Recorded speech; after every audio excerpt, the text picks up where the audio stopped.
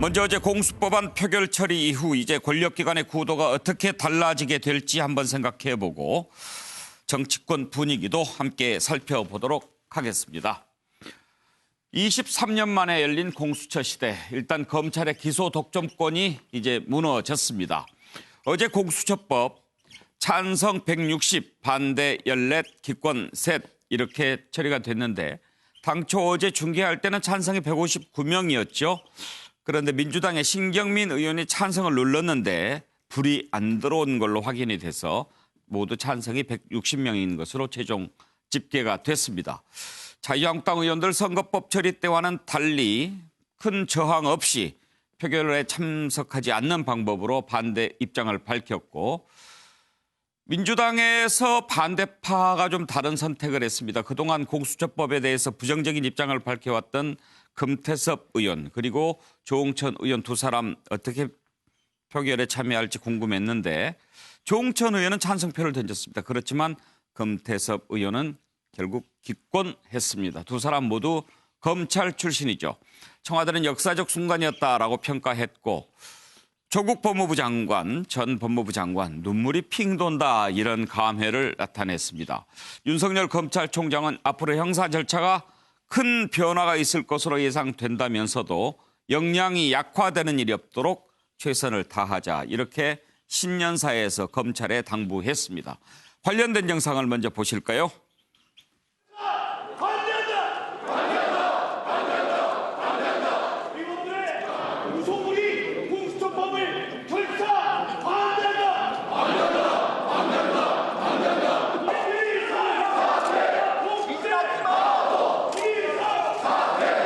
무기명 투표 방식으로 표결하자는 요구는 부결되었음을 선포합니다.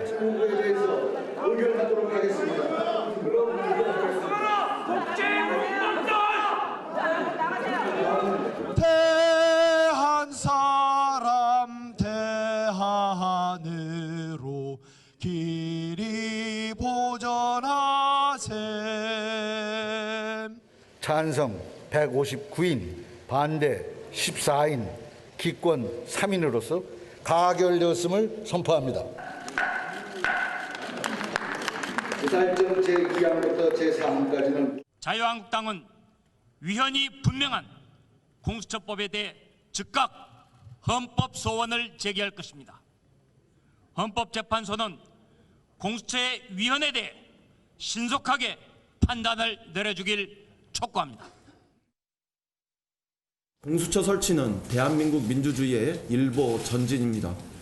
반칙과 특권 없는 세상을 만드는 것은 민주주의의 오랜 수건이었습니다. 공수처 설치는 정부 수립 이래 반복되어 왔던 군부, 정보기관, 수사기관 같은 권력기관의 견제를 받지 않는 특권 권력을 마침내 해체하기 시작했다는 데 가장 큰 의미를 부여할 수 있겠습니다. 이제 우리의 민주주의는 독단과 특권에 의존하는 권력 정치에 낡은 굴레를 벗어던지고 투명하고 공정한 민주 권력기관의 시스템을 구축하는 민주주의의 새로운 시대로 진입했습니다. 예, 이제 드디어 고위공직자들의 범죄를 수사할 수 있는 공수처가 출범하게 됐는데요. 공수처 출범으로 권력기관들은 어떻게 달라지게 될지 한번 그것을 짚어보려고 하는데, 그 전에 먼저 어제 있었던 처리 과정에서 자유한국당 의원들이 왜 그렇게 했을까 궁금합니다. 한번 그 부분에 대해서 의견을 좀 들어보고 싶은데, 정태근 의원, 처음에는 선거법 처리할 때처럼 국회의장석 주변에 이렇게 모이지 않았습니까? 예. 또 한 번 몸싸움을 겪겠거니 했는데 그냥 빠져나갔습니다. 왜 이런 변화를 택했을까요? 저는 두 가지 이유가 있다고 생각합니다. 한 가지는 지금 이전에 있었던 패스트트랙 충돌과 관련해가지고 기소가 지금 임박해 있거든요. 기소가 임박한 시점에서 또다시 물리력으로 저지하는 모습들을 갖게 되면 그것에 대한 처벌상의 이 가중성, 이 문제가 하나 있을 거고요. 혹시 국회의장이 엄포를 좀 놨을까요? 이번에도 그러면 가만 안 있어? 일단 이번에는 아예 처음부터 질서유지권을 발동하고 시작을 했죠. 예. 그래서 이제 그것을 질서 유지하는 방어원들에 대해서 공격적 행위를 하게 되면 그것도 또 이제 처벌 문제가 발생하니까요. 이게 하나 있었을 거고, 두 번째는 제가 봤을 때 권은희 의원의 그 수정안도 한국당에서 안 받은 것은 어차피 막지 못할 바에야 통과되면 이걸 가지고 내년 4월 국회 때 국민들에게 우리가 지금 의석수가 모자라가지고 결국은 이걸 못 막았다. 그러니까 우리를 다수당으로 만들어 주셔서 우리가 이 공수처 법안을 다시 폐기시키겠다. 그 전략을. 이런 호소를 하는 것이 주 목적이 아닌가 하고 예. 어떻든 자유한국당 지지층에는 그러한 전략이 상당한 정도 먹혀 들어갈 가능성이 있습니다.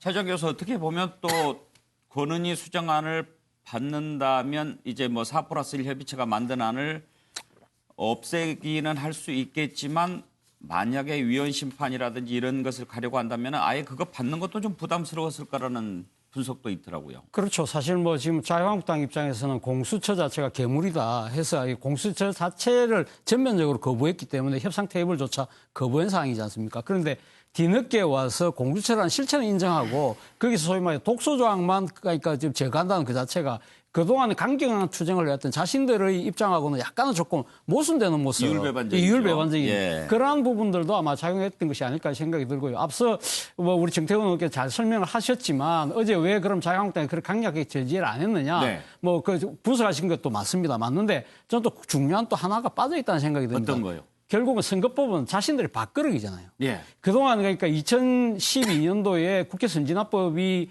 통과되고 난 뒤에 동물국회가 그동안 전혀 이루어지지 않았다가 올해 4월 달하고 바로 그 지난주에 봤던 국회 그 사항 두 차례가 동물국회가 되는데 예. 그것이 다 선거법이라는 겁니다. 선거법은 의원들의 자신들이 어떻게 보면 이 지금 배치를 더 연장할 수 있느냐 없느냐의 중요한 밥그릇이 달려있기 때문에 예. 거기에 대해서는 아주 결사적으로 부딪힐 수밖에 없는데 공수처는 거기에 비해서는 상대적으로 비중이 적으니까 뭐 그렇지 않았을까라는 생각도 할 수 있다는 거죠. 예. 그럴 수도 있겠습니다. 자, 그러면 권력기관의 판도 어떻게 달라지게 될지 장성철 소장 의견부터 좀 들어볼까요? 이게 견제가 가능할지 아니면 장악을 하려고 하는 건지 우리가 눈여겨봐야 할 것 같습니다. 65명의 공수처의 검사와 수사관이 예. 1만여 명의 검찰 조직을 견제할 수 있을까요? 아니면은 장악할 수 있을까요? 이 부분에 대해서 우리가 한번 눈여겨봐야 될 것 같고요. 우려스러운 게 두 가지가 있습니다. 살아있는 권력에 대해서 검찰이 수사를 할 때 과연 이 공수처에서 그 수사를 막게 하는 그러한 그러한 일들이 벌어지지 않을까라는 우려. 예. 또한 특정 단체 출신들, 민변이라는 특정 단체 출신들이 공수처의 검사와 수사관직을 50% 이상 장악할 수도 있지 않을까. 그런 두 가지 우려들에 대해서는 앞으로 법령이 좀 개정이 될 때 이러한 국민적인 우려에 대해서도 좀 조정이 있어야겠다는 생각이 들고요. 예. 윤석열 총장이 오늘 얘기했죠. 권력으로 국민의 선택을 왜곡할 경우엔 엄정히 대응하겠다라고 신년사를 발표했는데 이 검찰이 더욱더 본인들의 색깔과 그리고 본인들의 할 역할에 대해서 더 충실히 하겠다 그런 의지로 보여집니다. 공수처와 검찰의 대결 구도를 예상하는 그런 분석이신 것 같은데 김우영 청장은 어떻게 생각하십니까? 검찰이 어떻게 보면은 대한민국의 그동안 그 선출되지 않은 권력이라고 할 수 있는 군대, 그다음에 국정원 다 정상화되었거든요. 검찰이 어떻게 보면은 국민 위에서 검찰 조직의 연속성을 위해서 다소 권한을 남용하고 또 검찰 내부의 여러 가지 부조리라든가 이런 문제에 대해서는 눈 감고 이게 이제 법이나 공정성의 원칙을 훼손하는 예. 그런 결과를 초래했었는데 이제 검찰에 대해서 자정할 수 있는 그런 이제 공수처라는 조직이 형성됨으로써 검찰이 다시 국민적인 어떤 심판대에 오를 수가 있고 그럼으로써 정상화된 검찰이 법의 공정성을 이끌 수 있는 예. 그런 아주 중요한 계기가 되었다 그렇게 보고 있습니다. 예. 서종 변호사요. 일단은 이제 그 권력기관의 변화 예상은요. 검경수사권 조정 법안은 아직 통과 안 됐지만 만약에 그대로 통과된다고 보면 제가 그린 것처럼 공수처가 이제 그 상급 관청으로 가버리고요. 그다음에 이 검찰하고 경찰이 대등한 관청으로 이렇게 변해버리는 예. 권력 구조가 완전히 바뀌어버리는 이런 데 결과가 되는데 저는 이제 이게 헌법적으로 여러 문제가 있다 봐요. 우리 헌법에는 유일하게 최고 수사기관으로 검찰이 나와요. 그래서 이제 그 12조에 보면 검사만이 영장을 청구할 수 있고 예. 그다음에 그 헌법 89조에 보면 검찰총장을 임명할 때는 유일하게 국무회의 심의를 거칩니다. 자, 그럼 이게 그 공수처는 입법, 행정, 사법을 아우르는 이게 상당히 최고 수사기관인데 우리 헌법에 과연 근거가 뭐가 있느냐? 검찰총장이나 검사에게 영장이 있지만 공수처는 우리 헌법에 한 줄도 근거가 없단 말이에요. 이런 게 어떤 헌법상의 근거 문제. 그다음에 두 번째, 공수처가 제대로 기능을 못할 때 제대로 수사가 살아있는 권력을 철저하게 한다든지 또 이게 자기 편, 내 편 가릴 때 그럼 이게 공수처가 잘못하면 어떻게 통제하느냐? 누가 통제를 해야 되느냐? 이런 이게 방법도 문제되기 때문에 저는 앞으로 이런 부분의 연구가 상당히 필요하다 봅니다. 예. 현근택 변호사는 서종욱 변호사 의견에 대해서 어떻게 생각하십니까? 영장 청구는 검사가 할 수 있다는 것은 검찰청의 근거 규정이 아니고요.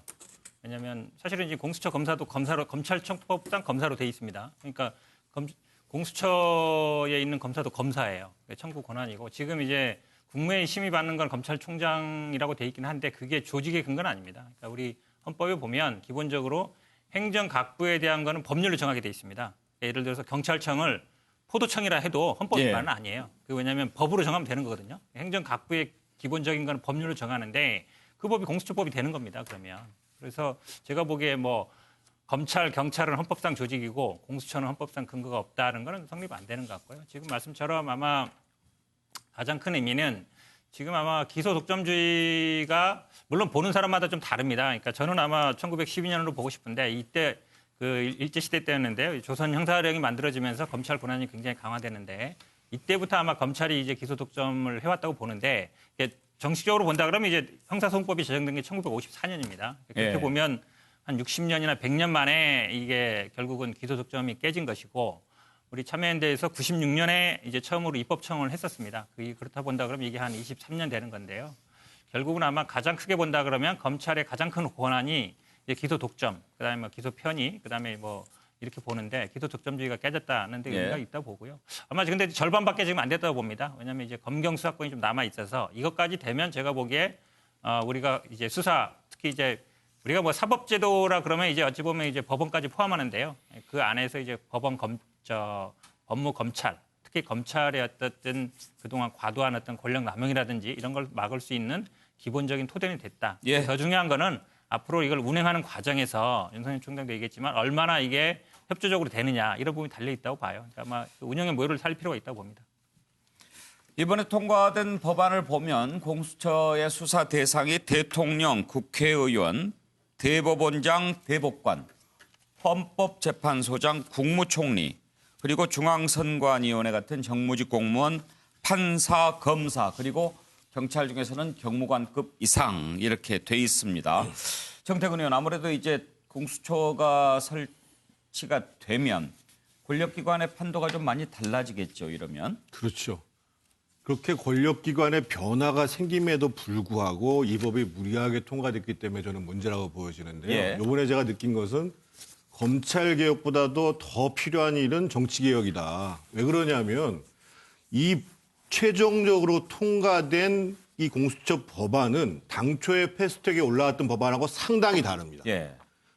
그 끝에 24조 2항 같은 경우는 무조건 수사 착수와 동시에 통보를 받는 이런 독소 조항까지 들어가 있어요. 그런데 그럼 앞으로 적당히 패스트트랙에 올려놓고 나중에 본인들이 의도하는 바를 그냥 수정안으로 해서 밀어붙이면 가능하는 이런 국회가 앞으로 계속 돼야 되는가라는 거에 대해서 근본적으로 문제의식을 느끼면서 제가 지금 써놓은 거는 이렇습니다. 결국은 이렇게 되면 지금 현재와 같은 살아있는 권력에 대한 수사를 과연 볼 수 있을 것인가. 왜 그러냐면 지금 현재 나타난 현상이 민정수석실에서는 소위 그 비리 혐의가 분명한 사람에 대해서 자기 편이라고 해서 감찰을 중단해요. 그리고 공수처에서는 앞으로 수사를 만약에 여권 사람들을 하게 되면 그러면 보고해. 그래서 이첩시킨 다음에 그거를 뭉개버리면 그만입니다. 그래서 과연 이미 가버린 권력이 아니라 살아있는 권력에 대한 지금과 같은 검찰의 수사가 정말 다시 우리가 볼 수 있을 것인가. 이 문제에 대해서 저는 가장 우려하는 바입니다. 상당히 좀 부정적인 관점에서 접근하셨는데 차재원 교수는 어떻게 보시나요? 우리가 흔히 그러니까 자유당 정권, 그러니까 이승만 시대 정권을 1공화국이라고 하지 않습니까? 그리고 박정희 시대 정권 3공화국, 뭐 4공화국. 그리고 또 전두환 시대를 5공화국이라고 하면 지금 87년 이후 민주화에 우리가 지금 몇 공화국을 살고 있느냐. 흔히들 6공화국이라 하지만 6공화국 표를 잘 안 쓰잖아요. 그동안 우리가 87년 이후에 우리의 이 공화국 체제를 어떻게 많은 사람들이 부르냐 하면 그동안은 사실 검찰공화국이라고 불러왔다는 겁니다. 예. 그것은 그만큼 검찰의 권한 자체가 상당히 셌다는 것이죠. 예를 들면 박정희 시절에는 상당히 가장 강력한 권력기관 중앙정보부였습니다. 그리고 또 전두환 정권 시절에 가장 강력한 그러니까 권력기관은 보안사. 예. 그리고 이제 87년 민주화 이후에는 가장 강력한 권력기관이 검찰이라는 겁니다. 그렇기 때문에 문제는 그러니까 그 검찰은 그 이전의 중앙정보부나 보안사 이상으로 상당히 이제 전문적이고 엘리트고 상당히 또 나름대로 그런 민주적인 절차에 의해서 뽑혔던 그 엘리트들인데 이 검찰이라는 이 국가기관 자체가 어떻게 보면 이 정의를 실현하고 인권을 보호하는 그러한 본연의 가치보다는 어떻게 보면 권력의 도구가 된다든지 또 이 정권 중반기 이후에는 자신들의 조직의 이익을 더 충실히 하는 그러한 모습을 띠면서 상당히 많은 분들이 대한민국이 검찰에 의해서 좌지우지되고 있는 것이 아니냐라는 우려를 갖고 있었다는 거죠. 바로 그 때문에 앞서 우리 현명 의사 말씀하셨지만 20년 전에 벌써 이 검찰 공화국을 어떤 식으로 벗어나야 된다. 대한민국이 온전한 민주공화국이 돼야 된다는 그러한 그 논의, 요구에 의해서 놓은 것이 공수처거든요. 물론 공수처가 앞으로 향후 여러 가지 우려되는 측면도 분명히 있습니다만 그동안 그러니까 기소독점을 그러니까 65년 동안 갖고 왔던 이 검찰의 무소불위의 권력이 깨진다고 한다면 저는 사실 그동안 대한민국이 민주공화국이라는 그 오명을 그러니까 덮어씌웠던 검찰공화국이라는 어두운 그림자는 상당히 지워낼 수 있지 않을까라는 생각을 해봅니다. 예, 65년 얘기도 하셨는데 사실 공수처 법안은 문재인 대통령의 대선 공약 1호이기도 했습니다. 노무현 전 대통령 때도 공수처 법안 검토했었는데 노무현 전 대통령과 문재인 대통령 공수처에 대해서 어떤 얘기를 했는지 이 시점에서 한번 다시 들어보는 것 의미가 있을 것 같습니다. 한번 들어보실까요?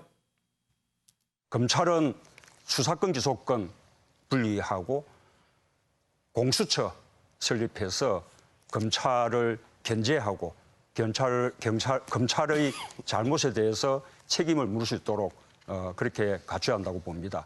제대로 된 거로 하면 제대로 수사받고 제대로 처벌받아야 되는 거죠. 검찰이라는 사람들이 허지부지 덮어버려요. 검찰 제일 첫 번째 개혁 대상입니다. 예, 노무현 전 대통령 표정을 보았는데요.